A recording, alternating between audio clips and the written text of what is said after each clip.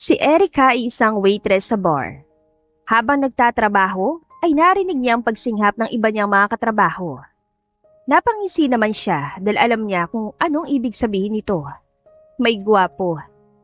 Sinuliya pa ni Eric ang lalaki at nanlaki ang mga mata niya sa gulat nang makilala kung sino ito. Si Migo Valencia, ang bantog sa kanilang lugar na magpapari. Laro tayo be, truth or dare? Hirit ni Rian na katrabaho ni Erica. At dahil pabida si Erica, ay agad siyang tumango.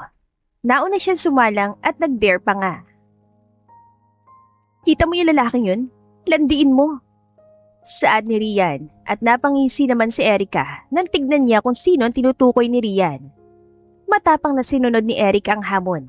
Agad ni Erica na inayos ang kanyang sarili bago lumapit sa mesa ni Migo. Magandang gabi para sa iyo na magandang nilalang. Malambing na ani ni Erica bago tumabi kay Migo. Natawa naman si Migo. Kita ni Erica na naiilang ito, ngunit pinanatili pa rin ang pagiging magalang. Halatang, nag-e-enjoy ka sa trabaho mo ah. Sambit na lamang ni Migo. Siyempre naman, lalo na ngayon na nandito ka. Masiglang saad ni Erica. Habang patuloy sila nag-uusap, ay napadako ang tingin ni Erica sa kaibigan niya si Rian. Nakangiti ito at kinindatan pa siya. Napailing na lamang si Erica at saka pinagpatuloy ang pakikipag-usap kay Migo. Ang bata mo pa para dyan. Natatawang saad ni Migo. Tila tinutukoy ang paglalandi ni Erica. 23 na ako, hindi na ako baby. Sagot naman ni Erica. Pero maging baby mo, willing ako. Dagdag pa niya habang nakangisi. Naging madilim naman ang mga mata ni Migo. Tila ba may nasabi ang babae na ikinaputol ng pasensya nito. Ikaw, pagtatanong pa ni Erica. Ako? Hindi ako willing maging baby mo. Sagot ni Migo na ikinalaglag ng panga ni Erica. Natawa naman si Migo sa naging reaksyon nito. Ang ibig kong sabihin ay, ikaw ilang taon ka na? Sabi ni Erica sabay hampas sa balikat nito, naiinis na. 25. 2 taon lang naman ang tanda ko sa'yo. Pwede na rin. Ani Erica sabay kinindatan ito. Hindi alam ni Migo ngunit nakikitaan niya ng interes si Erica. Ngayon lang may gumanito sa kanya na babae. Nakikitaan niya ito ng tapang at gusto niyang tapatan ito. Sa pag-iisip, nasabi ni Migo na gusto niyang maging kaibigan si Erica. Ngunit parang kinain lamang ni Migo ang sinabi niya dahil habang lumilipas sa mga araw na nagkakasama at nagkakausap sila ni Erica sa bar, ay ramdam ni Migo na nahuhulog na siya dito. Imbis na kaibigan, parang gusto niya itong maging kaibigan. Antayin ko matapos ang trabaho mo. Ihatid kita lalo na ngayon at umuulan. Hindi naman maiwasan ni Erica na kiligin dahil sa mga pinapakita sa kanya ni Migo. Labis ito kung mag-alala at napaka-gentleman din. Minadali ni Eric ang kanyang trabaho para hindi magantay si Migo sa kanya na matagal. Ngiti-ngiti mo mag-isa dyan. Hindi naman halatang in love ka, no? Panunokso ni Rian kay Erica. Nginisian naman siya ni Erica bilang sagot. Alam ni Erica na malabong maging sila pero susubukan niya pa rin. Nang matapos na si Erica sa kanyang trabaho, ay pumunta agad ito sa kinaroroonan ni Migo na kanina pa naghihintay sa kanya. Bahagya pa nagulat si Erica nang hinubad ni Migo ang jacket ito tsaka pinasuot sa kanya. Para hindi ka ginawin, tara na. Malamlam na tanong ni Migo. Dahan-dahan na lamang na tumango si Erica. Nahuhumaling sa paraan ng pagtitig sa kanya ni Migo. Marami silang napag-uusapan habang nagmamaneho patungo sa tirahan ni Erica. Sa kaunting sandali, natagpuan na lamang nila na ligtas at payapa sila sa isa't isa. Hindi nila inakalang lalalim ang kanilang pagkakakilanlan sa isa't isa. Gusto mo munang pumasok at magkape? Pagtatanong ni Erica na nakarating sila sa tirahan niya. Tinignan naman siya ni Migo sabay dila sa pang-ibabang labi nito at dahan-dahan tumango. Napangiti naman si Erica dahil dito tsaka mainit na pinapasok si Migo sa kanyang maliit na tirahan. Migo, minsan naiisip ko, paano kung hindi tayo nagkakilala? Sa tingin ko, Erica, magkikita pa rin tayo para tayong sinadyang magtagpo. Bakit nga pala pagpapari ang pangarap mo? Hindi mapigilang pagtanong ni Erica habang nakaupo silang magkaharap ni Migo sa isang mesa, sabay sumisimsim na mainit na kape. Pakiramdam ko kasi, ito ang tawag sa akin. Gusto kong maglingkod. Simpleng sagot lamang ni Migo. Pero ngayon, mas nararamdaman ko ang tawag ng aking puso. Napabuntong hininga si Migo. Nagdadalawang isip kung sasabihin niya ba o hindi. Anong ibig mo sabihin? Alam mo, simula na makilala kita, nararamdaman kong may ibang direksyon ng buhay ko. Tahimik na nagkatinginan sina Erica at Migo. Ramdam nila ang tensyon at koneksyon sa pagitan nila. Unti-unting lumapit ng kanilang mga mukha hanggang sa maglapat ang kanilang mga labi. Isang halik na puno ng damdamin at parang apoy na nagliliyaba. Pagkatapos ng halik, ngumiti si Erica, medyo nahiya. Matagal ko nang gustong gawin yun. Sabi niya habang hawak ang kamay ni Migo. Ganon din ako, Erica. Sagot ni Migo habang hinahaplos ang pisngi ni Erica. Parang kay tagal ko na naghihintay para dito. Dagdag pa nito. Nagpatuloy ang kanilang mga halik at sa bawat paghinga, lalo nagiging mainit ang kanilang mga damdamin. Naramdaman nilang init ng katawan ng isa't isa. Nang magtagpo ang kanilang mga mata, ay binigyan ni Erica si Migo na isang seryosong tango. Hinalikan naman agad ni Migo ano nito. Papanindigan kita. Seryosong sambit ni Migo tsaka dinala si Erica papasok sa silid kung saan naririnig pa rin ang patak ng ulan sa bubong. Ang bawat yakap at halik ay puno ng pagnanais at pagmamahal. Sa gabing yun, naramdaman nila ang lalim ng kanilang koneksyon at sa malamig na gabi, may mainit-init nang nangyari sa kanilang dalawa ni Migo at Erica. Ilang buwan ang nakalipas nang maramdaman ni Erica ang pagbabago sa kanyang katawan at pag-uugali. Ngayon ay nasa bahay sila ni Venice, ang ina ni Migo, dahil sinabi ni Erica kay Migo ang hinalang may dinadala siya sa kanyang sinapupunan. Narealize ni Erica na ang isang napakagandang regalo sa iba ay siya namang ikinasasakit ang dibdib niya ngayon. Hindi niya alam kung anong ire-react sakaling malaman niyang buntis nga siya. Nang lumabas ang resulta sa PT, ay parang gumuho ang mundo ni Erica. 2 linya. Ibig sabihin ay buntis nga siya. Ilang minuto pa siyang tulala sa banyo bago nagpa siya lumabas na. Ramdam na ramdam ni Erica masakit na tingin sa kanya ni Venice. Una pa lang ay alam na ni Erica na hindi siya tanggap ng ina ni Migo. Ito pa kaya ang bata sa sinapupunan niya? Ano resulta? Bulyaw ni Venice. Mariin na lamang na pumikit si Erica. Hindi pa rin maproseso ang mga nangyayari. Tila nawawala siya sa kanyang isip. Positive. Bulong ni Migo na makita ang PT. Hindi maiwasang kabahan ni Erica hanggang sa naramdaman niya ang pagyakap sa kanya ni Migo. Masaya ako, mahal. Saad ni Migo habang nakayakap kay Erica. Kusa naman nagsitalunan ang luha ni Erica. Unti-unting gumaan ang pangambang nararamdaman niya dahil alam ni Erica na makakaya niya pag nandyan si Migo sa tabi niya.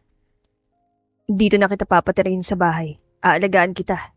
Hayaan mong ako magtrabaho para sa mag-ina ko. Saad ni Migo habang hinahaplos ang buhok ni Erica. Mahal na mahal kita, Erica ko. Dagdag pa ni Migo tsaka pinataka ng halik ang noo ni Erica. Mahal na mahal din kita, Migo. Sagot naman ni Erica, ngunit hindi nakatakas sa pandinig niya ang sarkastikong tawa ni Venice. Iiwan ko muna sa'yo magiging asawa ko, ma. Proud na saad ni Migo. May trabaho pa kasi ito at mas mapapanatag ang kalooban ni Migo kapag nasa puder niya si Erica sa pag-aakalang aalagaan ito ng kanyang ina. Okay, anak, pumunta ka na sa trabaho mo. Sagot ni Venice kay Migo. Bahagya pang tumaas ang kilay niya at nang napunta ang tingin kay Erica ay kita ang disgusto sa mga mata ni Venice. Bago umalis si Migo ay pinatakan niya ng halik ang noo ni Erica. Ang tensyon sa pamamagitan nila Venice at Erica ay tumaas nang wala na si Migo. Hindi alam ni Erica kung paano lalabanan ito. Punta na po ako sa silid, tita. Kabadong sabi ni Erica at mariin siya napalunok na makita ang bakas sa inis sa mukha ni Venice. At sino nagsabing pwede ka nang pumunta sa silid? Walang emosyong wika ni Venice. Magpapahinga po ako. At sino nagbigay sa'yo ng permisyon na pwede ka magpahinga? Hanggat nasa buhay ka ng anak ko, gagawin kong kalbaryo ang buhay mo. Tita, buntis po ako. Labis ang kaba na nararamdaman ni Erica. Ayaw sa kanya ng ina ni Migo at alam niyang wala siyang magiging katahimikan habang tumitira siya sa bahay na ito. Di ipalaglag mo ang bata at iwalayan mo ang anak ko. Pangarap ni Migo maging pare, pero nang dahil sa'yo hindi niya pa maaabot ito. Pabigat ka lang sa kanya, isa kang palamunin. Hindi ko nga makita kung ano nang gustuhan ng anak ko sa'yo eh. Tila isang punyal na sumaksa kay Erica ang mga sinabi sa kanya ni Venice. Lumiliit ang tingin ni Erica sa kanyang sarili. Kayang-kaya ko pong tanggapin lahat ng mga masasakit na salitang sinasabi nila sa akin. Pero huwag na huwag mo pong idadamay ang magiging anak ko dito. Kung ayaw mong ipalaglag ang batang yan, pwes ipipilit ko. Buliyaw ni Venice, tsaka maring hinawakan ng kamay ni Erica. Ipalaglag mo ang bata o iwan mong anak ko? Sigaw pa ni Venice, ngunit ngayon, hinablot niya ang buhok ni Erica. Sumasakit ng anit sa buhok ni Erica dahil sa pagsabunot ni Venice, ngunit pinanatili niyang protektahan ang tiyan niya na hindi matamaan ni Venice. Tama na po, nasasaktan na po ako. Pagmamakaawa ni Erica. Huwag po ang anak ko pakiusap. Degdeg pa ni Erica. Pero imbis na makinig si Venice, ay mas lalo siya nitong hinigit. Nararamdaman na ni Erica ang pagkirot ng kanyang tiyan. Hindi ka ba nahihiya? Sinisira mong buhay ng anak ko. Hindi kanya kailangan sa buhay niya at mas lalo na sanggolan na sinapupunan mo. Galit na sigaw ni Venice habang bayolenteng sinasaktan si Erica. Hindi alam ni Erica kung saan nanggagaling ang galit ni Venice.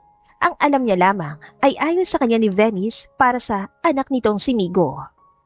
Sa nanginginig na kamay ni Erica ay malakas niyang itinulak si Venice dahilan ng pagkatumba nito. Hindi na nagpaligoy-ligoy pa si Erica tsaka tumakbo palabas ng bahay para iligtas ang kanyang sarili at ang kanyang anak. Nanlalabo ng paningin ni Erica. I'm sorry anak. Bulong ni Erica habang nakahawak sa kanyang tiyan at patuloy na tumatakbo. Ang nasa isip na lamang ngayon ni Erica ay ang kaligtasan na magiging anak niya dahilan ng hindi niya nakita ang papapalipit na sasakyan, resulta ng pagkabangga nito. Napahiga si Erica sa kalsada kasabay ng sigawan ng mga tao sa paligid. Napadaing si Erica sa sakit. Tuluyan siya ng hihina. Bago nawala ng malay si Erica, ay narinig niyang isang pamilyar na boses. Walang hiya! Sino may gawa nito sa'yo? Malakas sa boses na saan ni Rian, ang kaibigan ni Erica, habang humihingi ito ng tulong. Nagising na lamang si Erica na nasa ospital na siya. Naramdaman niya na may humahawak sa kanyang kamay at ang tignan niya ay si Migo ito. Magulo ang buhok nito at may namumuong luha sa mga mata. Kumusta ang anak ko? Unang tanong na lumabas sa bibig ni Erica, ngunit walang nagabalang sumagot sa kanya. Ang lahat ay nakayuko lamang. Tila alam na ni Erica ang ibig sabihin nito. Naikuyom niya ang kanyang kamao habang pinipigilan ng kanyang sarili na hindi mabasag. I'm sorry. I'm really sorry, mahal. Paghingi ng tawad ni Migo. Tila hindi na makilala ang boses nito. Sumakit ang dibdib ni Erica nang marinig ito, ngunit wala siyang sinabi.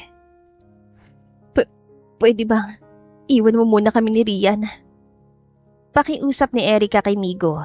Hindi nakalagpas kay Erica ang pagdaan ng sakit sa mga mata ni Migo, ngunit wala siyang pakialam dito.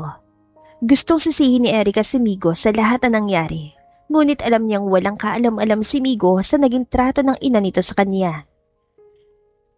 Nang makalabas na si Migo sa kwarto, ay mas lalong napahikbi si Erica. Tinignan niya ang kanyang kaibigan at sa unang beses matapos ang napakahabang panahon, nakahinga siya na maluwag. Rian, paano na ako ngayon? Walang lakas sa tanong ni Erica. Sa walang pagsasalita, niyakap ni Rian si Erica ng napakahigpit.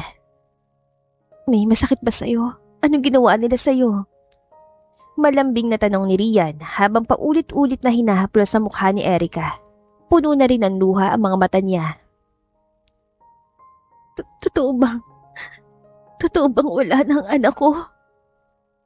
Hindi alam ni Erica kung saan siya nakakuha ng lakas para tanungin ito dahil hindi niya alam kung ano magiging buhay niya sakaling wala na talagang anak niya. "You still have the baby. Buhay ang anak mo." Wika ni Ria nang may tipid ng ngiti sa labi.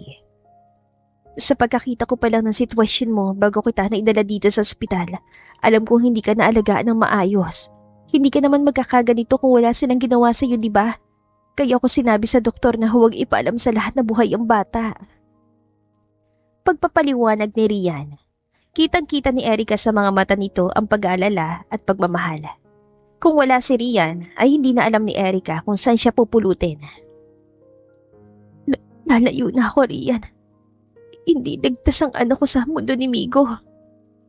Tila isang napakasakit na desisyon na gagawin ni Erica. "Bakit hindi mo sabihin kay Migo ang lahat? Ayokong makasira ng pamilya, Rian.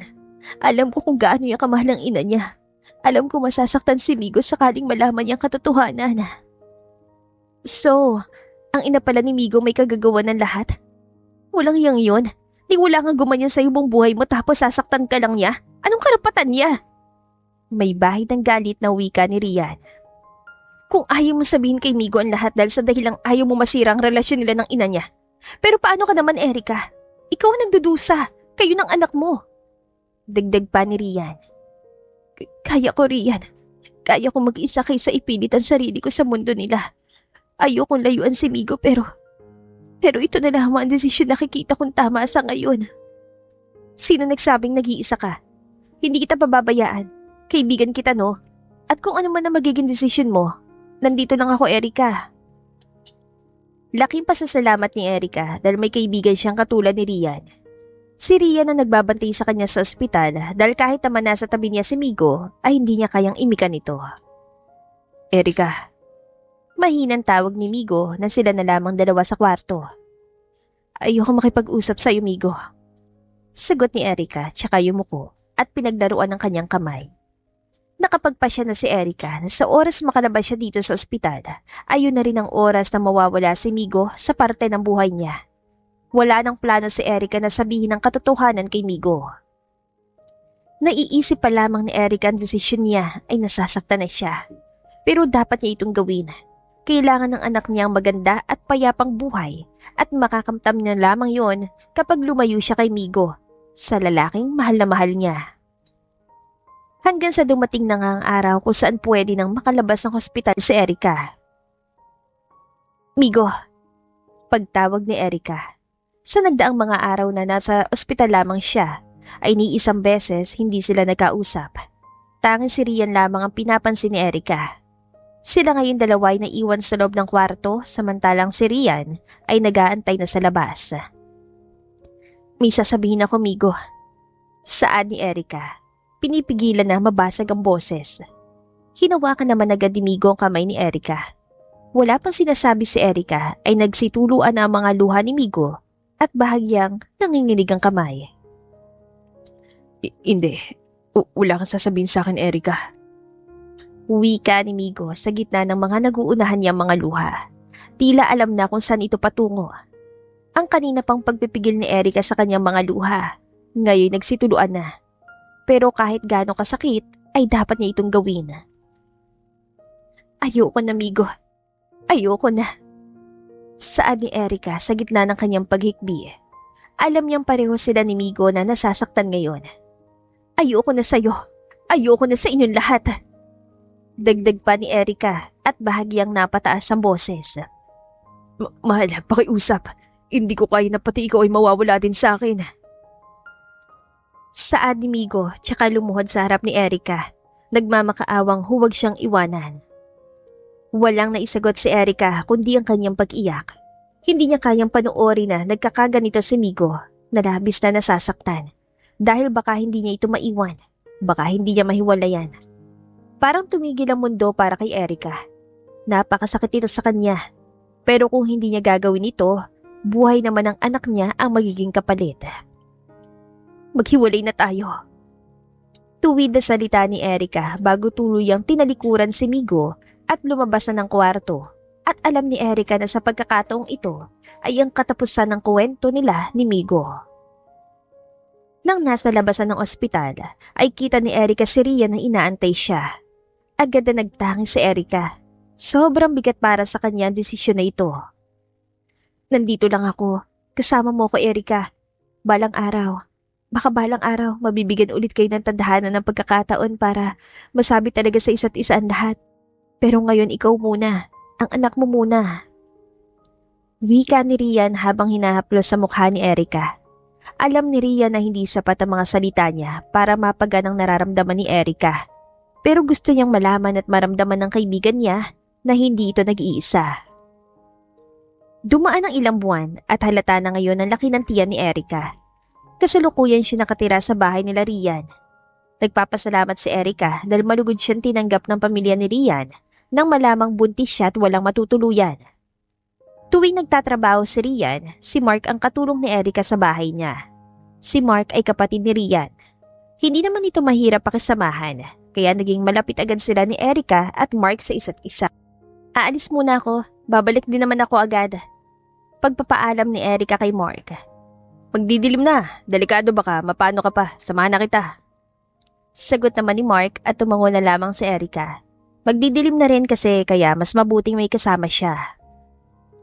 Hindi alam ni Mark kung saan sila pupunta ni Erica.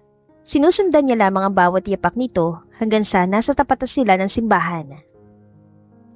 Darating ang panahon na isa sa mga simbahan ay si Migo na magpapari. Wika ni Erica habang nililibot ang paningin sa loob ng simbahan. Hindi pa rin mawala sa isip at puso niya si Migo. Napapatanong na lamang siya sa kanyang isipan kung kumusta na ba ito, kung unti-unti na ba nitong natutupad ang kanyang mga pangarap. Mahal na mahal mo talaga, no? Mahinang tanong ni Mark at binigyan naman siya ng ngiti ni Erica. Sana, kung dumating ang panahon na mag-cruise ulit ang landas namin. Sana pwede pa. May pag-asa pa.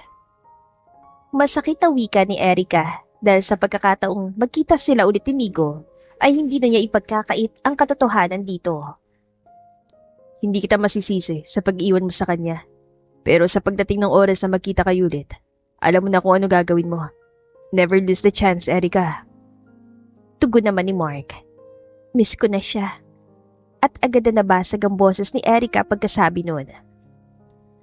Pero kailangan kong panindigan tong desisyon ko. Kahit pa ulit-ulit na nanunumbalik sa akin ang pagmamakaawa niya, ang pagtatangis niya. Pero palagi kong sinasabi sa sarili ko na ito ang mas makakabuti para sa aming dalawa.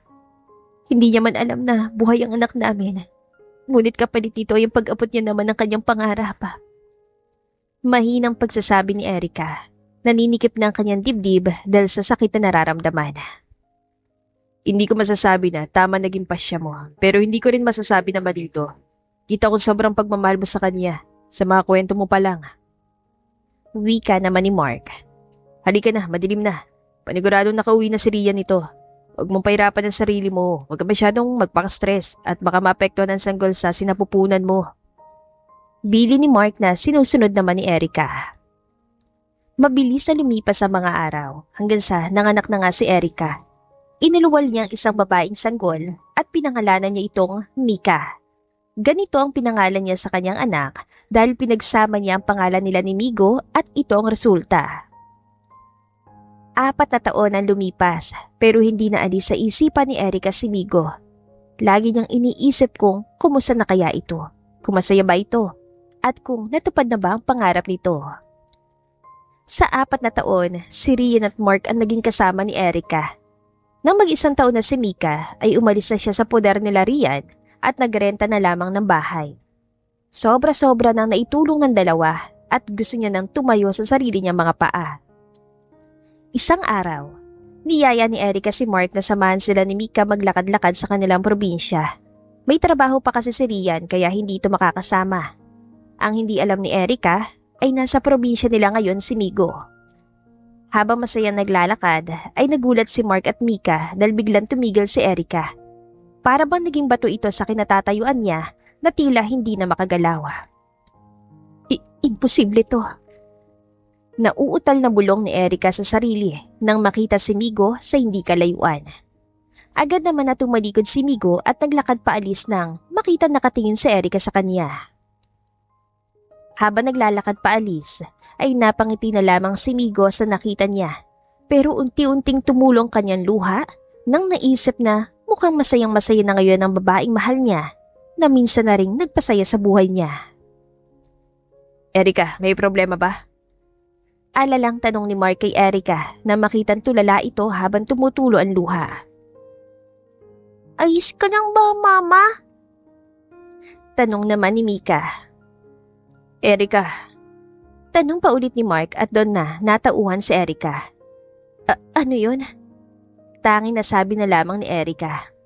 Ang sabi ko, ayos ka lang ba? Ulit na tanong ni Mark. Oo naman. Sagot ni Erika at nagpalinga-linga ito sa paligid.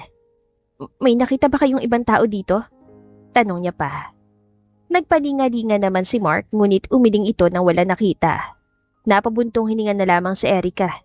Inaakalang imahinasyon niya lang ang nakikita niya. Huwag ka na iyak, Mama. Sabi pa ni Mika. Hindi umiiyak si Mama, anak. Ngiting tugon ni Erika sa kanya habang pinapahiran ang kanyang mga luha. Pagkatapos ng pangyayaring yun, ay nagpa siya na silang umuwi. Nagpasalamat naman si Erika kay Mark dahil sa pagsama nito. Hindi pa rin maalis sa isip ni Erika nakita niya kanina. Hindi niya alam kung ano ang kanyang gagawin sa oras na magkita ulit sila ni Migo dahil hindi naman naging magandang paghiwalay nila. Napabuntong hininga na lamang si Erika sa mga nangyayari. Naiisip na walang sikretong hindi na ibubunyag, kaya alam niya na kahit anong oras ay malalaman din ni Migo ang tungkol sa anak nila. Sunod na araw ay pumasok na sa trabaho si Erika. Sa isang sikat na kainan siya nagtatrabaho, isa siyang waitress dito. May bago gagawin na building dyan sa tapat. Paniguradong dito kakain ng mga namamahala dyan. Mas lalo niyong pag-igihan ha. Bili ng may-ari sa kanyang trabahador at isa na rito ay si Erika. Nang magtanghalian na ay hindi nga sila nagkakamali at sa kanilang kainan nagsikain ang mga namamahala sa tapat. Bit-bit ni Erika ang isang tray ng pagkain at iaabot niya na sana ito sa mesa nang napatago ang mata niya sa isang lalaki na papasok sa kanilang kainan. Nagtama ang kanilang mga mata at dahil sa gulat ay nabitawan ni Erika ang tray ng pagkain. Migo, bulong ni Erika. Hindi makapaniwala sa nakikita ngayon. Rinig ang pagsinghap ng mga tao sa loob ng kainan dahil sa pagkahulog ng tray na galing sa kamay ni Erika. Ngunit ang atensyon ni Erika ay nakatuon lamang kay Migo. Mata sa mata silang nagtititigan na tila ba nag-uusap gamit ang mata. Okay ka lang ba? Agad na nahimasmasan si Erika dahil sa tanong ng katrabaho niya. Hala, sorry. Lilinisin ko na lang. Panik na saad ni Erika. Pupulutin na sana ang basag na plato na may humablot sa kamay niya at nang tignan niya kung sino ito, parang tumigil ang tibok ng puso niya. Masusugatan ka kung kakamayin mo yan. Malamig na usal ni Migo kay Erika. Mabuti na lang at may isang trabahador na kumuha ng walis at nagsabing siya na lang ang maglilinis nito. Buong tapang na nag-angat ang tingin si Erika kay Migo. Kumirot ang dibdib ni Erika at mas lalong kinabahan dahil ang paraan ng pagtitig sa kanya ni Migo ay tila nakakatunaw. Pasensya na po, hindi na mauulit. Utal na saad ni Erika, apektadong-apektado sa presensya ni Migo. Mag-ingat ka sa susunod.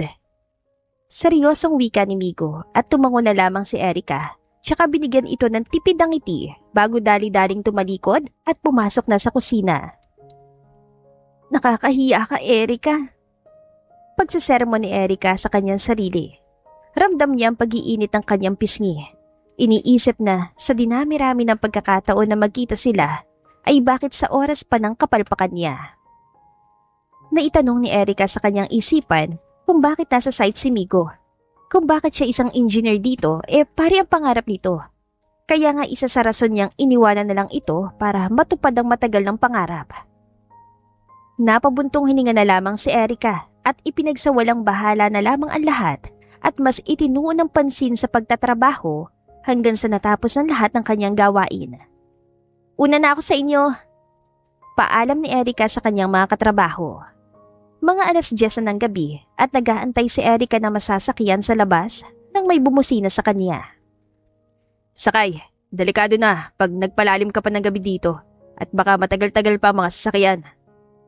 Wika ni Migo, sakay ang kanyang sasakyan. Tila inabagan niya ang out ni Erica sa trabaho. Sanay na ako, wag mo na akong problemahin at umuwi ka na. Salamat na lang. Matapang na sagot ni Erica, kahit sa loob niya ay binabalot siya ng hiya at kaba. Ilang beses pa nagpumilit si Migo, ngunit buo na talaga ang desisyon ni Erica na huwag sumabay dito. Sinabayan na lamang ni Migo si Erica sa paghihintay ng sasakyan.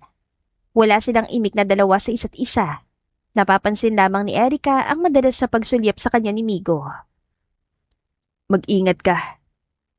Tanging nasambit na lamang ni Migo na sumakay na si Erica sa kakadaang motorsiklo. Ingat din pa uwi. Nauutal pa na sagot ni Erica. Hatid niyo po ng ligtas kuya. Nasa akin ang plate number mo sakaling may mangyari sa kanya. Seryoso pero may galang nabili ni Miko sa driver. Makakaasa ka sir. Ngiting sagot ng driver kay Miko tsaka nag-drive na. Malakas na lamang na napabuntong hininga si Erica nang makalayo ng motorsiklo ang sinasakyan niya. Parang iyon ang pinakamatagal na minuto sa buong buhay ni Erica. Hindi niya alam kung paano niya nakayanang harapin ulit si Migo. Boyfriend mo ba yun, Iha? Ang swerte mo naman sa kanya.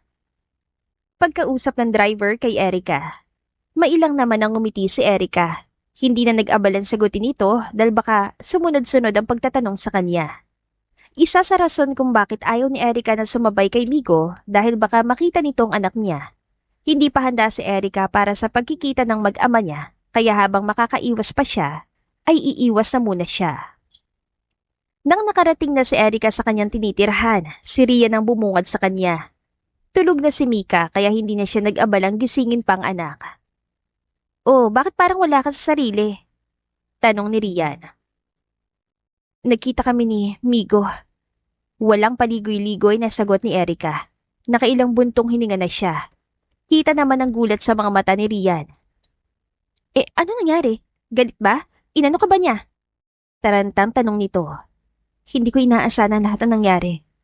Akala ko sa muli naming pagtatagpo. Makikita ko sa mga mata niyang pagkamuhi sa akin. Pero ibang-iba eh. Kasi nag-aalala pa rin siya. Ramdam ko pa rin ang pag-aalaga niya. Pagkukwento ni Erica. Anapit-lapit niya sa akin. Naiisip ko na lang na ang ama ng anak ko ay nasa harap ko na. Pero hindi ko pa kaya eh. Hindi ko pa kayang sabihin. Dagdag pa ni Erica. Hinawakan naman ni Rian ang mukha ni Erica tsaka hinaplos ito. One step at a time lang. Kahit anong mangyari nandito lang ako ha. Nandito lang kami ni Mark. Darating din ang araw na mabubunyagan lahat at sana maintindihan yun ni Migo. Ngiting saad ni Rian tsaka niyakap si Erica. Laking pasasalamat ni Erica sa kanyang kaibigan dahil kahit kailan, hindi siya nito hinayaang maramdaman ang pag-iisa. Bumili sa mga araw at unti-unti nang nasasanay si Erica sa presensya ni Migo dahil araw-araw itong nasa kainan. Pinanatili ni Erica ang pagiging profesional sa harap nito. Minsan ay nagkakausap sila kung walang masyadong customer. Natatakot si Erica dahil nagkakalapitan naman ang kanilang loob at ayaw niyang mangyari ulit kung ano ang nangyari sa kanilang nakaraan. Ngunit isang araw, habang nasa kalagitnaan ng trabaho si Erica, biglang tumawag sa kanya si Mark. Nandito kami sa pinagtatrabahuan mo. Iyak nang iyak si Mike. Gusto ka raw makita. Sabi ni Mark na masagutan ni Erica ang tawag. Hindi alam ni Erica kung bakit bigla siya nanigas sa kanyang kinatatayuan at agad na nanginig ang kanyang buong sistema. Huwag! Tarantang sagot ni Erica. Nandito kasi ngayon si Migo sa kanilang kainan at hindi niya alam kung ano ang kanyang gagawin sa oras na magkita sila ni Migo at Mika. Natatakot pa rin si Erica. Natatakot pa rin siyang mapasok sa mundo ni Migo. Ngunit bago pa tuluyang balaan ni Erica si Mark, ay nakita na niya ang kanyang anak na patakbong papalapit sa kanya. Mama!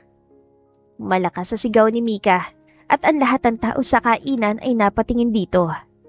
Bahid sa mukha nito ang tuyong mga luha, halatang kagagaling lang sa iyak. Mika, bakit ka nandito? Bakit hindi mo inantay na lang si Mama sa bahay? Malambing na tanong ni Erica sa anak, ngunit halata sa boses nito ang kaba. Miss you, Mama! Sagot naman ni Mika at bahagya pang sumiksik sa leeg ni Erica. Agad naman itong binuhat ni Erica tsaka lumingon-lingon pa sa paligid. Naghahanap ng bakanting upuan at napamura na lamang sa isip si Erica nang sa tabi ng mesa na lamang ni Migo ang walang umuupong tao. Ramdam ni Erica ang titig ni Migo sa kanya. Nakakunot ang noon ito na tila ba nag-oobserba. Alam ni Erica na sa mga panahong ito ay may namumuunang ideya sa isip ni Migo. Kinakabahan siya dahil baka sa oras na malaman nito na buhay ang anak nila ay baka kunin ito ni Migo. Pasensya na, hindi ko mapatani kaya dinala ko na lang dito. Uwi ka pa ni Mark. Inilingan naman siya ni Erica, pahiwatig na okay lang. Gutom na ba ang anak ko? Maghintay ka lang dito ha, kukuhanan ka ni Mama ng makakain. Malambing na saad ni Erica kay Mika. Tuwan-tuwa naman si Mika na para bang hindi lang kagagaling sa iyak. Naglakad na si Erica patungo sa kusina, ngunit bago pa man ito makapasok, ay ramdam niyang matipunong braso na humigit sa kanya at naningunin niya kung sino ito, ay bumungad sa kanya ang seryosong mukha ni Migo. Hindi ito makikitaan ng kung anong emosyon. Mag-usap tayo. Seryosong wika ni Migo. Hindi na hinintay pa ang sagot ni Erica at hinigit niya na ito palabas ng karinderya. Ano ba, Migo? Napataas sa boses na sambit ni Erica dahil ramdam niya mahigpit na hawak sa kanya ni Migo. Isang tanong, isang sagot, Erica. Ano ko ba siya? Mahina pero may diing tanong ni Migo. Baka sa mukha nito ang pagpipigil ng kanyang emosyon. Saka na tayo mag-usap kapag hindi na mainit ang ulo natin. At kailan yon? Lumalaki lang ng lumalaki ang sama ng loob ko sa'yo, Erica. Napaawang naman ang labi ni Erica. Parang saksak sa puso niya mga sinasabi ni Migo. Ang paninikip ng dibdib niya ay sumusobra na, tila hindi niya kaya itong pag-usapan. Oo, anak mo siya. Pero sana huwag mo naman akong husgahan, Migo. Naiintindihan kong galit ka pero huwag mong iparamdam sa akin na parang kasalanan ko ang lahat dahil wala kang alam ha. Hindi naman nakalagpas sa paningin ni Erica ang pagdaan ng sakit sa mukha ni Migo. Tila ba bigong-bigo itong malaman ang katotohanang buhay ang kanilang anak. Anong hindi ko naibigay sa'yo, Erica? Nagmakaawa ako sa'yo. Lumuhod ako sa harapan mo para lang hindi mo ko iwanan. I was so willing to give up everything for you. Mahal kita eh. Sobrang mahal na mahal kita. Dahan-dahan namang umiling si Erica habang ang kanyang mga luha ay patuloy na tumutulo. Oo, willing kang isuko ang lahat para sa akin. Pero kaya mo bang isuko ang ina mo para makasama ako? Mahinang tanong ni Erica. Naiisip na ngayon na nga. Ngayon na ang tamang panahon na maibubunyag ang katotohanang matagal na niyang itinatago. Labas ng ina ko rito. Gusto ng ina mong ipalaglag kong anak natin, Migo. Pagputol ni Erica sa dapat na sasabihin ni Migo. Napakabigat ng confession na ito para kay Erica dahil alam niyang masasaktan si Migo dito. Nagiging mabait na rin ang kanyang paghinga habang naaalala ang bawat detalye na sinapit niya sa ina ni Migo. Hindi. Hindi yan gagawin ni Mama. Mahinang sabi ni Migo na tila hindi makapaniwala sa narinig. Nalalabo na mga mata nito dahil sa mga luhang nagsisiunahan palabas. Minaltrato ako ng ina mo, Migo. Takot ako sa kanya. Lahat ng masasakit na salita natanggap ko. Pero okay lang naman dahil kaya ko pantanggapin yon. Pero yung gusto niyang ipalaglag ang bata sa sinapupunan ko, ibang usapan na yun, Migo. Nahihirapang sabi ni Erica. Kitang-kita ni Erica ang bagsak na reaksyon ni Migo na tila ba sa isang iglap ay gumuho ang mundo nito. Hindi na napigilan pa ni Migo na tumangis. Nasasaktan si Erica dahil sa nakikita niya. Kaya ayaw niyang sabihin ito kay Migo dahil alam niyang ganito ang mangyayari. Nung araw na nasa ospital ako, dahil yun sa nanay mo, tumakbo ako papalayo sa kanya dahil kung hindi, siguradong tuluyan na nga mahulog ang anak natin. Ngunit hindi ko inaasahang mabangga ako dahil sasakyan kakatakbo palayo sa ina mo. Kung hindi ako nakita ni Rian ng araw na yun, sa tingin mo ba pati ako'y buhay pa ngayon? Pagsabi ni Erica sa katotohanang matagal na niyang itinago. Alam niyang pareho silang nahihirapan ni Migo sa nangyayari ngayon at alam niya kung gaano ito kasakit kay Migo. Dahil ang pinagkakatiwalaan at minamahal nitong ina ay pinagtaksilan siya. Kaya ko itinagong anak natin sa'yo dahil napaka-brutal ng mundo mo para sa amin. Sambit pa ni Erica. Bakit? Bakit hindi mo to sinabi sa akin? Basag ang boses na tanong ni Migo at tila hindi na makilala ang boses nito. Dahil kita ko kung gaano mo kamahal ang nanay mo. Umiling naman si Migo habang ang luha niya ay patuloy pa ring dumadaloy. Nagalit ako sa iyo, Erica. Nagalit ako dahil hindi mo man lang ako binigyan ng pagkakataong magluksa sa anak natin noon. Nagalit ako dahil ang dali-dali lang sa iyong iwanan ako. Pero patawad. Patawad at ngayon ko lang nalaman to. Patawad kung isa ko sa rason kung bakit kayo nagdusa ng anak natin. Erica, patawad sa lahat. Hindi kaya ni Erica ang nakikita niya ngayon. Katulad sa sakit na nararamdaman niya nung iniwan niya si Migo, ang sakit na nararamdaman niya ngayon habang nakikitang wasak na wasak ang lalaking mahal niya. Gusto kitang sisiin sa lahat, Migo. Pero wala kang kasalanan. Wala kang kaalam-alam. Tapos na nangyari, Migo. Okay na kami ng anak natin. Ligtas ang anak natin. Pwede ko ba siya makilala? Tumango naman si Erica sa naging tanong ni Migo. Tipid siyang ngumiti habang iniisip na ito na nga ang araw na makikilala ng anak niya ang ama nito. Pero bago yun, may pupuntahan muna ako. Pwede mo ba akong antayin, Erica? Saad ni Migo at kita sa mata nito ang halo-halong emosyon. Hindi naman maintindihan ni Erica ang nais itong sabihin. Bakit? Saan ka pupunta? Tanong ni Erica at kinakabahan siya dahil seryoso na mukha ni Migo ngayon. Basta, sa akin na lang muna to. Antayin mo ko, ha? Nangungusap na saad ni Migo. Wala namang magagawa si Erica dahil seryoso si Migo sa sinasabi nito at hindi na mapipigilan. Sumang-ayon na lamang si Erica tsaka binigay ang address ang tinitirhan nila para doon na lang pumunta si Migo. Umalis si Migo sa kanyang sasakyan. Papunta siya ngayon sa bahay ng kanyang ina. Balot na balot ng galit ang puso niya na hindi niya alam kung anong kaya niyang gawin dahil sa ginawa ng ina niya kay Erica. Ma! Agad na bulyaw ni Migo na makarating na siya sa bahay ng kanyang ina. Nasaan si Mama? Tawagin mo siya!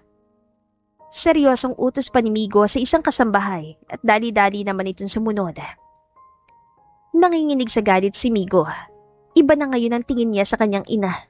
Ang noong pagmamahal ay nabalot na ng sama ng loob. Anong ibig sabihin nito, Migo? Tanong ni Venice, ang ina ni Migo. Ang ganda-ganda ng araw para sirain ang kadramahan mo. Iritang sambit pa nito. Kinuyom ni Migo ang kanyang kamao na kanina pa nanginginig. Buti ka pa, Ma. Araw mo lang nasira samantalang ako. Buhay ko sinira mo. Pigil emosyong wika ni Migo. Ano bang ibig mo sabihin? Hindi mo alam, Ma. O, nagmamaang-maangan ka lang. Pinagkatiwalaan kita ba? Alam mo mahal ko yung tao pero anong ginawa mo? Ina kita. Di ba dapat ikaw ang nagsusuporta sa akin sa lahat? Pero bakit mo naman ako sinira, Ma? Napasinghap na malakas si Venice dahil sa sinabi ng kanyang anak. Ang kaninang seryosong ekspresyon ni Venice ay napalitan ng takot at awa. Alam mo na. Saad ni Venice at halata ang takot sa boses ito. Bakit hindi mo siya inirespeto, Ma? Sa'yo kong binilin si Erica dahil akala ko maaalagaan siya dito. Natataratuhin mo siyang anak mo na rin. Pero nagkamali ako. Isang napakalaking pagkakamali. Anak, sorry. Pinagsisisihan ko lahat. Hindi ko sinasadya. Gusto lang kitang protektahan. Grabe naman ang paraan ng pagprotekta mo sa akin, Ma. Nakakamatay. Mahal na mahal kita eh. Pero hindi kaya ng pagmamahal ko sa yung ginawa mo sa mag-ina ko. Narealize ko na lang lahat ng ginawa ko kay Erica na makita ko kung gaano ka nawala sa sarili nung wala na siya sa'yo. Anak, patawad. Gagawin ko lahat ng gusto mo. Lumuhod ako, gagawin ko. Kung gusto mo, ibigay ko rin lahat ng meron ako sa inyo. Patawarin mo lang ako, anak. Nasasaktan si Migo sa nakikita niya ngayon. Pero wala ang sakit na nararamdaman niya sa naging karanasan ng kanyang mag-ina. Kahit kailan, hindi niya naisip ng kanyang ina ang may kagagawa ng lahat. Nang ina pala niya ang nasa likod kung bakit pareho sila ni Eric ang nagdusa sa ilang taon. Walang kabayaran ng ginawa mo, Ma. Muntik na mamatay ang anak namin ni Erica. Oo ma, boy ang anak namin at hindi kita kailanman palalapitin sa kanya. I'm sorry ma, pero ipapakulong kita. I want to see you behind the bars. Hindi nakapagsalita si Venice dahil sa narinig mula kay Migo. Pero unti-unti itong tumango. Kitang-kita sa mga mata nito ang pagsisisi at kanyang paghihinagpis. Hindi na umimik pa si Migo at tinalikuran ng kanyang ina. Kasabay ng kanyang pagtalikod ay ang malakas sa pagtatangis si Venice. Nang makasakay na sa kotse niya si Migo ay doon niya ibinuhos ang lahat ng emosyong kanina niya pang pinipigilan. Pinakalma niya muna ang kanyang sarili bago nagpa siyang pumunta sa address na ibinigay sa kanya ni Erica. Nandito ka na. Ano nangyari sa'yo? Bakit ganyan ang mukha mo? Alalang bungad ni Erica na nakarating na si Migo sa kanilang tinitirhan. Kita nito ang pamumula ng mata ni Migo na kagagaling lang sa iyak. Ayos ka lang ba? Dagdag pa ni Erica. Ngunit imbis na sumagot, ay niyakap lamang siya na mahigpit ni Migo. Ilang minuto pa silang nasa ganong posisyon bago tuluyan ang pumasok sa loob ng bahay. Okay lang ako. Salamat. Sa ating dalawa ngayon, ikaw ang mas nahihirapan. Sagot naman ni Migo at tipid ng ngumiti. Umiling na lamang sa kanya si Erica bago nagsalita. Ipapakilala na kita kay Mika, Migo. Alam kong maiintindihan niya ang sitwasyon natin. So, Mika ang pangalan ng anak natin. Ang ganda, halatang pinagsama na pangalan natin. Agad naman na nahiya si Erica. Hindi niya pwede itong i-deny dahil totoo naman. Tatawagin ko lang siya. Tanging nasabi na lamang ni Erica. Nilapitan ni Erica si Mika tsaka binuhat ito dahilan ng paghagikik ng kanyang anak. Hi, Mama! Masayang bati ni Mika tsaka sumiksik sa leg ni Erica. Naglalambing ito. May ipapakilala si Mama sa iyo, anak. Malamlam na saad ni Erica tsaka nilingon si Migo. Pakiramdam ni Erica ay tumigil ang tibok ng kanyang puso sa paraan ng tingin sa kanila ni Migo. Titig na titig ito. Puno ng pangungulila at pagmamahal ang kanyang mga mata. Lumapit na si Erica sa kinaroroonan ni Migo tsaka tumabi sa kanya kasamang kanilang anak. Mika, siya si Migo. Siya ang papa mo, anak. Pagpapakilala ni Erica. Ilang minuto pang tulala si Mika na tila iniintindihan sinabi ng kanyang ina. Papa? Kuryosong saad ni Mika sa malambot na boses. Tumango naman si Erica bilang sagot sa anak. Ako si Mama at siya naman si Papa. Pahiwatig pa ni Erica at gumuhit naman ng isang matamisang ngiti sa labi ni Mika. Nang tinignan na ni Erica si Migo, ay kita niyang pamumuon luha sa mga mata nito. Kabado ito, ngunit masaya. Dahil sa ilang mga taon ay makikilala na niya rin ang akala niyang namatay nilang anak. Agad na umalis si Mika sa kandungan ni Erica at lumapit kay Migo. Tsaka pinulupot ito ng yakap. Hello po! Malambing na bati ni Mika sa ama. Hindi naman makapaniwalang tumingin si Migo kay Erica. Ngumiti naman si Erica, tinanguan ito. I missed you and I love you, anak. Mahinang bulong ni Migo kay Mika. Nagtutubig na mga mata nito habang malamlam na nakatitig sa anak. Nanikip ang dibdib ni Erica sa nakikita niya sa mag-ama niya ngayon. Iniisip na itong pinagkait niyang pagkakataon sa kanyang mag-ama at kahit ilang beses niya pang i-deny, ay alam ni Erica na si Migo pa rin ang laman ng puso niya. Masaya si Erica dahil sa nangyayaring moment ni Mika at Migo. Para bang isang paborito niyang movie na hindi siya kailanman magsasawang panoorin. Umalis na muna sa tabi nila si Erica para bigyan sila ng solo moments. Napaupo na lamang si Erica sa balcony habang tinitignan ng kalangitan. Iniisip niya na noon pa man, siya lagi ang inuuna ni Migo. Nalulunod na si Erica sa kanyang mga pag-iisip nang may nagsalita sa tabi niya. Natutulog ng anak natin. Malalim na boses na saad ni Migo. Parang natunaw naman ang puso ni Erica na marinig ang salitang natin. Umuwi ka na rin, gabi na, bukas na lang ulit. Sagot naman ni Erica habang ang mga mata ay sa tanawin pa rin nakatitig. Nagkukunwaring hindi apektado sa presensya ni Migo. Erica, pwede ba tayo mag-usap? Kinabahan si Erica sa tanong nito pero matapang niyang hinarap si Migo. Sila ngayon titig na titig sa isa't isa. Mag-usap tungkol saan? Utal pa na tanong ni Erica. Napatulala na lamang siya at ang planong hindi magpakita ng emosyon sa harap ni Migo ay mabilis na nabali. Can we talk about us? Alam ko ang dami ng pagkakamali at pagkukulang ko, hindi lang sa'yo, kundi sa ating anak. Saan patungo ang usapan na ito, Migo? Mahal pa rin kita, Erica. Hindi naman tumigil o nawala ang pagmamahal na ito sa'yo eh. Kasi mas pipiliin ko na lang na mag-isa kaysa magmahal ng iba. Napamura naman si Erica sa kanyang isipan. Naiisip na mula noon at hanggang ngayon ay siyang inuuna ni Migo. Kahit kailan hindi ito nabigong iparamdam sa kanya na mahal siya nito. Hindi ko gustong magkabalikan tayo dahil sa may anak tayo. Pero dahil ang pangako ko sa'yo nakatanim pa rin dito sa puso ko, Erica. At sa'yo ko lang gustong pa rin ito. Dagdag pa ni Migo, puno ng kaseryosohan ang kanyang boses. Naramdaman ni Erica ang panunubig ng kanyang mga mata dahil sa sinabi ni Migo. Ngunit hindi niya iniwas ang tingin nito sa kanya. Parehas pa rin sila nakatitig sa isa't isa. Bahagya pang uminit ang mukha ni Erica. Gusto ko talagang itanong sa'yo ito. Pwede ba kitang ligawan ulit? Bumilis ang tibok ng puso ni Erica. Pakiramdam niya ay mawawalan siya ng malay. Habang nakatingin sa mata ni Migo, ay isa lang ang nakikita niya dito. Ang sinseridad. Bahala ka sa buhay mo. Tanging nasabi na lamang ni Erica. Mag-aantay ako. Hindi ako hihingi sa'yo ng kasiguraduhan. Ng oras mo o ng kahit ano. Let me just love you. Liligawan kita hanggang sa araw na maging handa ka na ulit. Seryosong sambit ni Migo. Sobrang proud ako sa'yo, Erica. Napalaki mo ng may mabuting puso ang anak natin, katulad ng sa'yo. Alam na alam mo talaga kung paano kukuhain ng mga salita mo. Napailing na lamang na saad ni Erica at bahagya namang natawa si Migo dito. Bakit nga pala, engineer?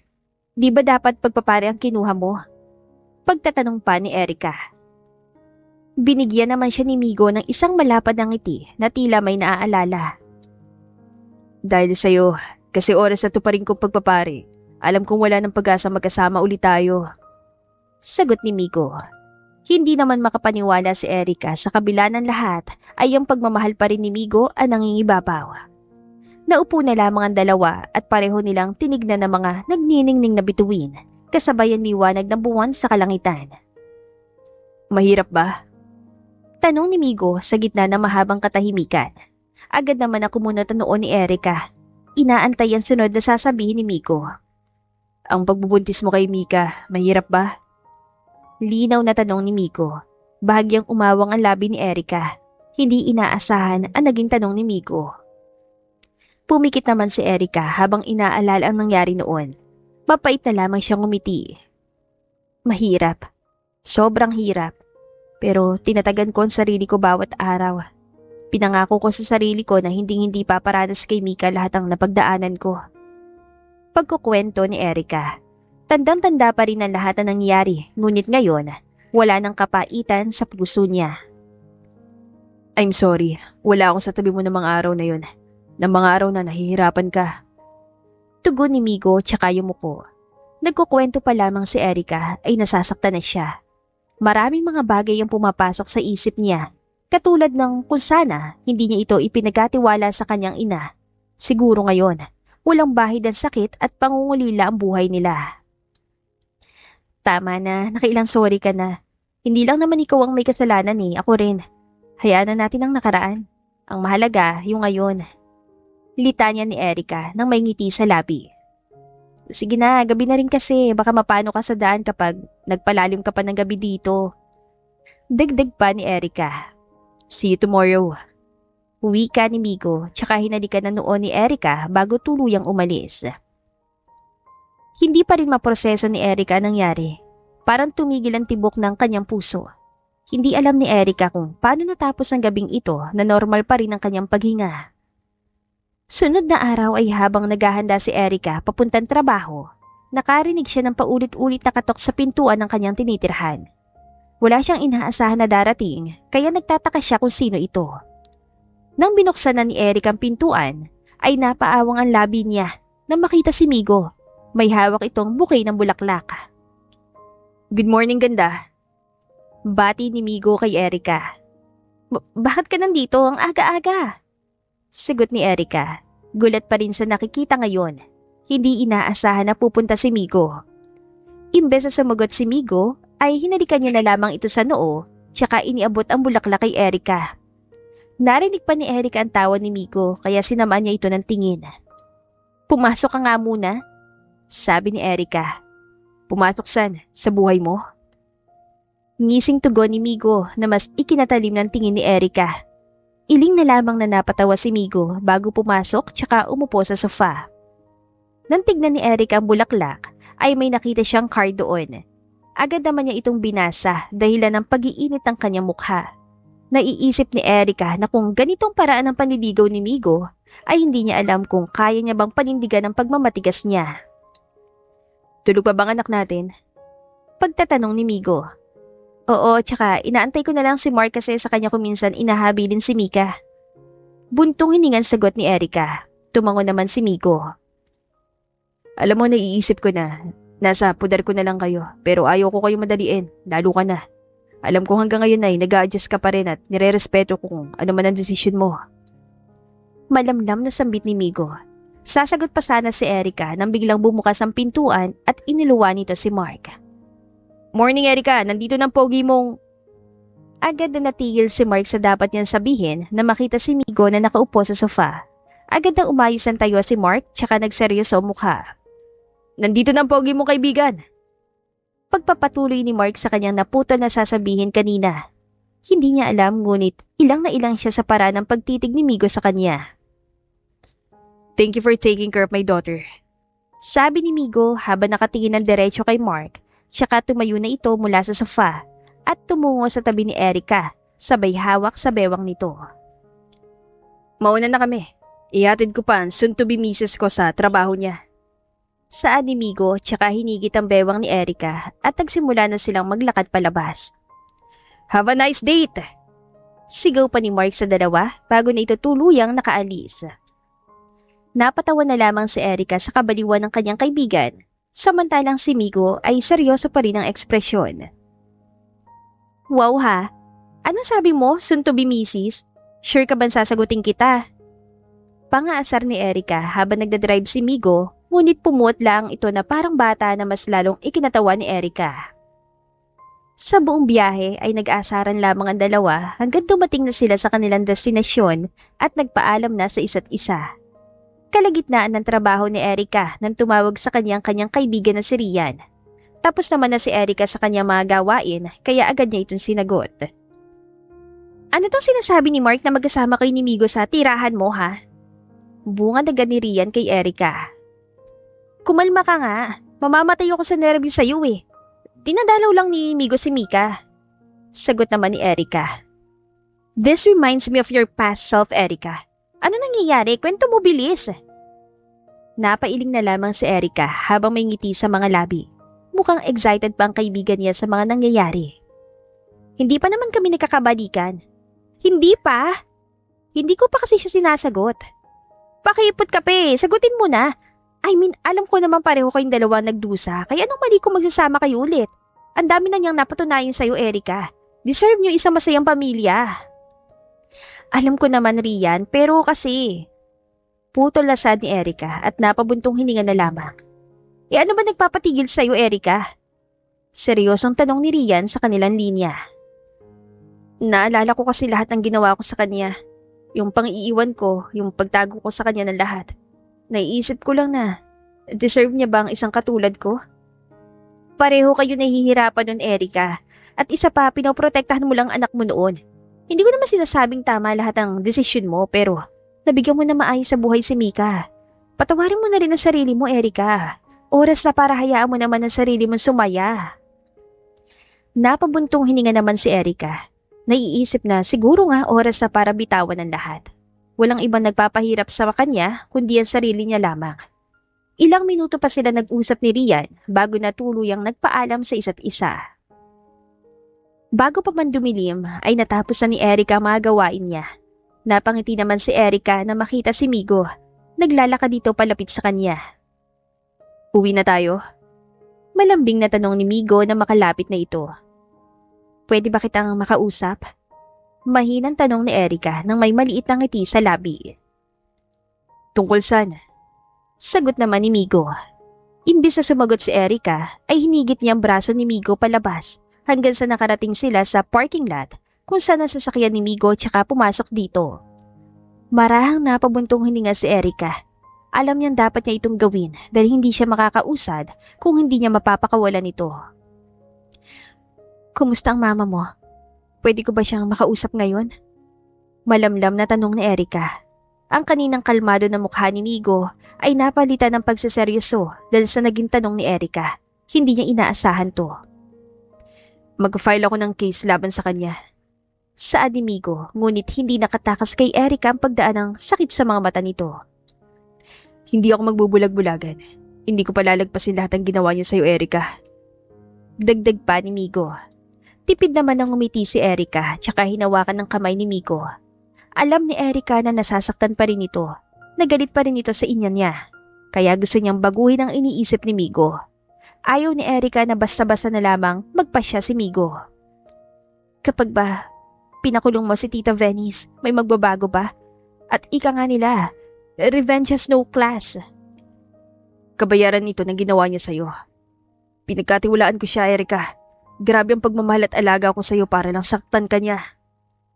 Ngumiti naman si Erica kay Migo. Iniisip ni Erica na may point ang sinasabi nito, ngunit alam niya rin na sa likod ng galit ni Migo ay ang malaking pagmamahal nito sa kanyang ina. Hindi man naging mabuti sa akin si Tita Venice. Naging mabuting ina naman siya sa'yo, Migo. Alam mo itong dahilan kung bakit hindi ko sinabi sa'yo lahat noon kasi alam kong ganito mangyayari. Ayaw kong mabalot ng galit ang puso mo, Migo. Nag-iwas naman ng tingin si Migo. Namumuuna ang mga luha sa mata nito. Bakit ba sobrang bait mo? Madamdamin itong tanong. Inabot ni Erica ang mukha ni Migo tsaka hinaplos ito. Malapad nang umiti si Erica. Ipinapahiwatig kay Migo na totoo ang lahat ng sinasabi niya. Kung ano man ang ginawa ng mama mo sa akin, napatawad ko na siya. Huwag na tayong gumanti ha. Mata sa matang saad ni Erica at nanlaki ang mata nito nang bigla siyang higitin ni Migo para sa isang yakap. Naramdaman ni Erica ang pagkaplos ni Migo sa kanyang buhok. Mahal na mahal ko si mama, pero hindi ko pa kaya magpatawad ngayon. Sambit ni Migo at tuluyan na nga nabasag ang kanyang boses. Hindi na nagsalita pa si Erica. Kumawala na lamang siya sa yakap ni Migo at walang pasabing hinalikan ito. Bahagya pa nagulat si Migo dahil sa ginawa ni Erica. Ngunit ang nakabawi ay mas pinalaliman niya ang kanyang halik. Ano bang ginawa ko para ma-deserve ang isang katulad mo, Erica? Sambit ni Migo habang nakatingin kay Erica na puno ng adorasyon at pagmamahal sa kanyang mga mata. Ako nga dapat ang magtanong sa'yo ng ganyan eh. Ngiting sagot ni Erica at napailing na lamang. I love you, Migo. Sambit ni Erica habang seryosong nakatingin kay Migo. Tila hindi makabawi si Migo dahil sa gulat. Ramdam ni Erica ang pagkatuod nito. Tama bang naririnig ko? Tulalang tanong ni Migo. Tumango naman si Erica habang may guhit ng ngiti ang kanyang labi. Mahal kita, Migo. Hindi man tumigil at nawalang pagmamahal na ito sa iyo eh. Sadya natakot lang talaga ako. Pero ngayon na, nandito ka na ulit sa tabi ko.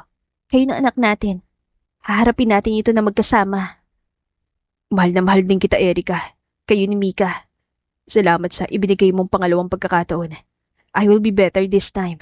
Hindi lang bilang kasintahan mo, kundi pati na rin bilang ama ni Mika. Kunting panahon at pakakasalan kita, Erica. Ikaw at ang anak natin ang sigurado ko sa buhay ko. Agad na natunaw ang puso ni Erica dahil salita niya ni Migo. Kitang-kita niya sa mga mata nito ang senseridad. Ngayon, alam na ni Erica na tama ang naging desisyon niya dahil nakakaramdam siya ng kaginhawaan at kapayapaan. Umuwi na tayo. Alam kong iniintay na tayo ng anak natin. Bukas na lang tayo pumunta kay mama. Wika ni Migo tsaka hinalikan na noon ni Erica. Masayang tumango naman si Erica bilang sagot. Isama na lang din natin si Mika bukas sa pagpunta doon. Ngiting anito. Nabigla naman si Migo kahit kailan talaga ay nakikitaan niya ng kakaiba si Erica. Kung yan ang gusto mo. Sagot ni Migo sabay ngumiti tsaka nagmaneho na para sila'y makauwi agad. Haramdam ni Erica ng mga salita ni Migo ay parang isang pintura sa kanyang puso na kailanmay hindi mabubura.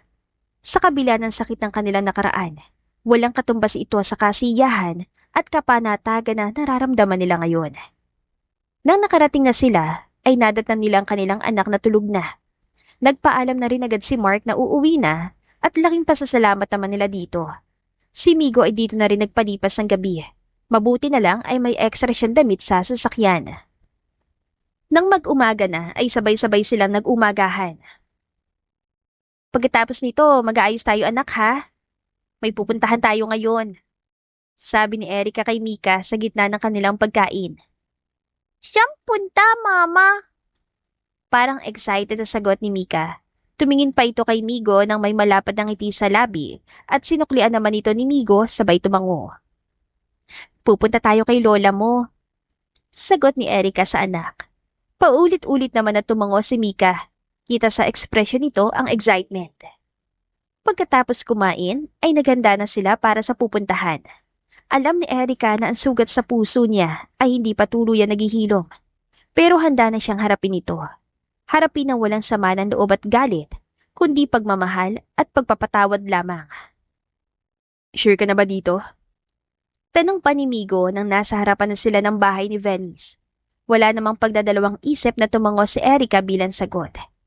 Pagkatapos ay pumasok na sila. Nasa pintuan pa lamang sila ay rinig na nila ang pagsinghap ng mga katulong. Sir, magandang umaga po. Nasa kwarto po si ma'am. Tatawagin ko po ba? Kabadong tanong ng isang katulong. Ngumiti naman si Migo. Alam kong hindi naging magandang pagpunta ko rito noon. Pero hindi pa ako nangangain kaya kalma lang po kayo. Pabirong saad ni Migo para mapababa ang tensyon. At saka, opo, pakitawag si mama. Dagdag pa ni Migo na agad naman sinunod ng katulong. Ang big po ng house, Papa. Agarang wika ni Mika. Nililibot pang paningin sa paligid na tila manghang-mangha. Nagtingi na naman sina Migo at Erica at napangiti na lamang. Gusto mo rin ba tumira sa ganitong kalaking big na house? Malambing na tanong ni Migo sa anak. Opo, Papa. Basta sama kayo ni Mama. Masiglang sagot ni Mika. Tinignan naman ni Migo si Erica tsaka nagsalita. Paano ba yan, mahal? Magtana na tayo. Tawang saad ni Migo kay Erica. Sasagot pa sana itong si Erica nang may narinig silang malakas sa singhap na tila gulat na gulat at nang tignan nila kung sino ito ay bumungad sa kanila si Venice. Migo, Erica. Utal na saad ni Venice at mas lalo itong nagulat na makita si Mika. Lola po? Pagsulpot na tanong ni Mika. Dahan-dahan naman tumango si Erica, tsaka binigyan ng ngiti ang anak. Pinapahiwatig na pwede niya itong lapitan. Agad na lumapit si Mika sa pwesto ni Venice at niyakap ito. Tinignan pa ni Venice sina Migo at Erica. Tila nang hihingi ng permiso at walang alinlangan naman nilang tinanguan ito. Apo ko. Bulong ni Venice at sinuklian na rin ng yakap si Mika. Ilang minuto pa silang ganyan na magsalita na si Migo. Nandito kami ngayon dahil gusto ka makausap ni Erica. Seryosong saad ni Migo, tsaka agad na lumapit sa kinaroroonan ng ina para kuhanin na si Mika. Tinanguan naman ni Migo si Erica bago tuluyang umalis. Lumayo ito para bigyan sila ng privacy. Erica. May bahid ng takot at sakit na sambit ni Venice. Nakatingin lamang si Erica sa kanya na kalmado ang mukha. Hindi mahagilap ni Erica sa damdamin niya ang galit dito. Patawad. Wala akong mukhang maihaharap sa iyo ngayon. Patawad sa lahat, Erica. At tuluyan na nga nabasag ang boses ni Venice. Hindi naging madali sa akin ang lahat. Sobrang hirap po. Pero nandito ako ngayon sa harapan niyo. Dahil kinaya ko po ang lahat. Pagsasabi ni Erica, namumuo na rin ang luha sa kanyang mga mata habang naaalala ang pait ng kanyang nakaraan. At gusto ko lang pong sabihin sa iyo na napatawad ko na po kayo. Dagdag pa ni Erica habang diretso nakatingin sa mata ni Venice. Pinagsisisihan ko ang lahat. Tawad na dahil sa akin ay nagdusa kayo. Lalo ka na. Tama na po. Unti-unti ko na pong pinapakawalan ng lahat. Sana kayo rin po. Sana patawarin mo na rin ang sarili mo. Tita. Seryosong wika ni Erica. Hindi naman ito nakabawi nang bigla siyang yakapin ni Venice. Napangiti na lamang si Erica. Totoo nga na mas mabuting magpatawad ng totoo kaysa magtanim ng galit sa puso. Pagkatapos ng pag-uusap nila, ay pumunta si Erica sa kinaroroonan nila Migo at Mika. Ayaw palampasin ni Erica ang araw na ito na hindi nagkakaayos si Migo at Venice. Anak, dito ka muna ha, may pag-uusapan lang kami. Bili ni Erica. Kasalukuyan kasi sila ngayon nakaupo sa dining table. Wala naman nagreklamo si Mika na tila nauunawa na nangyayari. May alinlangan sa mga mata si Migo habang tumitingin kay Erica. Ngunit hinawakan lamang ni Erica ang kanyang kamay at ngumiti dito. Alam kong kaya mo, Migo. Ngiting saad ni Erica. Anak. Bulong ni Venice na makalapit ito. Kita sa kanyang mukha ang pangungulila at sakit habang tinitignan si Migo ang pinakamamahal niyang anak. Tinignan naman ni Migo si Erica at tinanguan naman siya ni Erica. Pahiwatig na nandito lang ito sa tabi niya. Sorry anak. Totoo nga sinabi mo na ako ang ina mo pero ako pa ang sumira ng buhay mo. Nagsimula ng tumulo ang luha sa mga mata ni Migo. Hinahaplos lamang ni Erica magkahawak nilang kamay para bigyan si Migo ng support. Mahal kita, ma. Pero patawad at hindi ko pa po kayang patawarin ka ng buo ngayon. Ang sakit po kasi. Tignan ko pa lang kayo masakit na. Agad ko naaalala ang lahat ng ginawa mo sa pamilya ko. Matatanggap ko rin po ang lahat, pero hindi pa sa ngayon. Paulit-ulit naman na tumango si Venice. Nauunawaan niya kung bakit ganito si Migo. Alam niya sobra-sobra nagawa niya at sariwa pa sa anak niya ang lahat. Alam mo ma, dapat si Erica nagagalit sa'yo Dapat kinamumuhian ka niya ngayon. Dapat siya gaganti. Pero tignan mo pong ginagawa niya ma. Sa kabila ng lahat siya pang una nagpatawad. Naging mabuti pa rin siya kahit puro kasama na natanggap niya sa'yo. Ang babaeng sinasabi mong walang magandang dulot sa akin. Ngayon, nag-aayos sa atin at ito ngayon sa tabi ko. Binibigyan na ako ng lakas at suporta. Mahabang litanya ni Migo. At yan ang pinakamalaki kong pagkakamali, anak. Nakalimutan kong malaki ka na pala at hindi na nakadepende sa akin ang mga desisyon mo. Kaya patawad ko na bigo akong makita na siya na palang tamang babae para sa'yo. Paliwanag ni Venice. Palipat-lipat ang tingin nito kay Migo at Erica habang nagsasalita. Wala nang sinagot pa si Migo, kundi unti-unti na lamang lumapit sa kanyang ina para bigyan ito ng yakap. Ramdam nilang simpatya ng isa't isa habang mahigpit na magkayakap na parabang wala nang bukas. Hindi na rin po kami magtatagal ma. Aalis na rin kami. Saad ni Migo. Salamat. Salamat sa pagkakataong ito. Sinserong tugon ni Venice. Kung noon ay lumabas sina Eric at Migo sa bahay ni Venice na puno ng sakit at bigat ang puso, ngayon naman ay lumabas silang may ngiti sa labi at gaan sa pakiramdam na kasamang kanilang anak na si Mika. Ilang buwan ang lumipas at nakahanda na rin si Migo para sa kanyang planong proposal kay Erica. Ilang buwan niya itong pinagandaan dahil gusto niyang bigyan si Erica ng maganda at memorable na proposal at wedding. Isang gabi, inimbitahan ni Migo si Erica para sa isang espesyal na hapunan. Sinabi niya kay Erica na may sorpresa siyang inihanda, kaya't pinagandaan ni Erica ang gabing yun. Pagdating nila sa lugar, bumungad kay Erica ang puno ng mga ilaw at bulaklak. Sa gitna nito, may mesa na may eleganting table setting at mga kandila. Migo, ang ganda naman dito. Ano tong pinagandaan mo? Tanong ni Erica. Kitang-kitan saya sa kanyang mga mata. Mahal, gusto kong ipakita sa iyo kung gaano kita kamahal at kung gaano kakahalaga sa buhay ko. Sagot ni Migo, habang inaakay si Erica papunta sa mesa. Nag-dinner sila na may kasamang kwentuhan at tawanan. Matapos ang hapunan, tumayo si Migo at kinuhang isang maliit na kahon mula sa kanyang bulsa. Lumuhod siya sa harap ni Erica at gulat na gulat si Erica na halos hindi makapaniwala sa kanya nakikita. Erica, mula na makilala kita, nagbago ang buhay ko. Ikaw ang dahilan kung bakit ako nagpasya na magbagong buhay at pinili kong hindi na magpare. Ikaw ang pangarap kong makasama habang buhay. Mahal na mahal kita. Will you marry me? Sabi ni Migo habang binubuksan ang kahon at ipinakitang isang magarang singsing. Naiiyak si Erica sa sobrang tuwa at emosyon. Oo, Migo. Pumapahig ako. Mahal na mahal din kita. Sagot niya habang tinatanggap ang singsing at niyakap si Migo. Sa bawat pagsubok na kanilang hinarap, pinatunayan ni na Migo at Erika na ang tunay na pag-ibig ay kayang lampasan ng anumang hadlang. Magkasama nilang itinaguyod ng kanilang pamilya, puno ng pagmamahalan at pangarap na magkasama nilang aabutin. Ang tunay na pagmamahal ay handang magsakripisyo para sa ikabubuti ng minamahal, at ang tunay na pagmamahal ay kapatawaran ang nananaig, na nagbigay daan sa muling pagkikita at pagbubuo ng pamilya, kasamang minamahal sa buhay. At dito na po nagtatapos ang ating kwentong pag-ibig. Maraming salamat po sa pakikinig. To God be the highest glory. Hanggang sa muli. Paalam!